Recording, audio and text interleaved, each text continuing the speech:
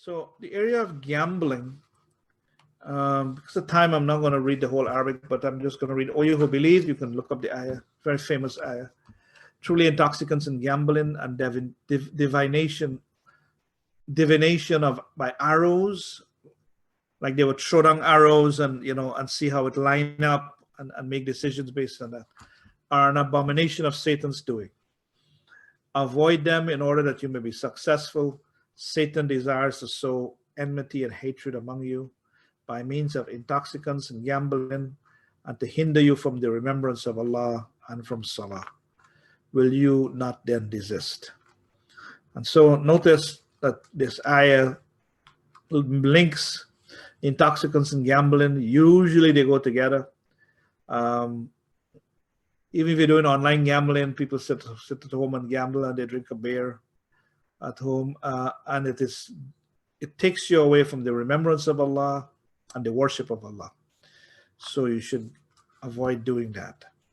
And so there are many reasons why they are that Islam has prohibited gambling.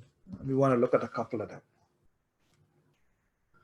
Number one is that people who gamble, they begin to depend on luck and chance, because gambling, in essence, it's a lot of it is luck and chance. You have to take risk to put your money and gamble it,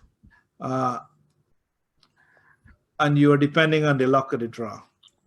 And so sometimes you lose the sense of that things have cause and effect. The scholar said sometimes it causes that person to lose that reality, because they gamble today, they throw some money, they win $5,000, and they think it is something because of them. Yeah.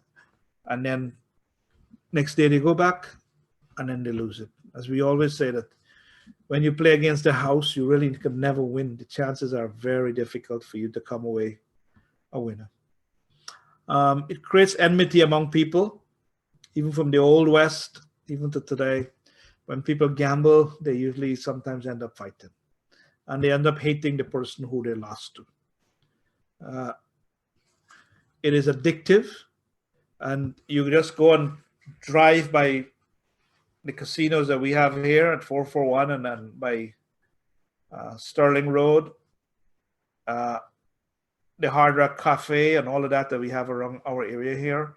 If you drive at any time of the day and night, you will see the parking lot, how many hundreds and hundreds of cars of people who are going to gamble. You could pass there like Wednesday, 2 o'clock, and you will see the parking lot filled with cars. People do this 24/7.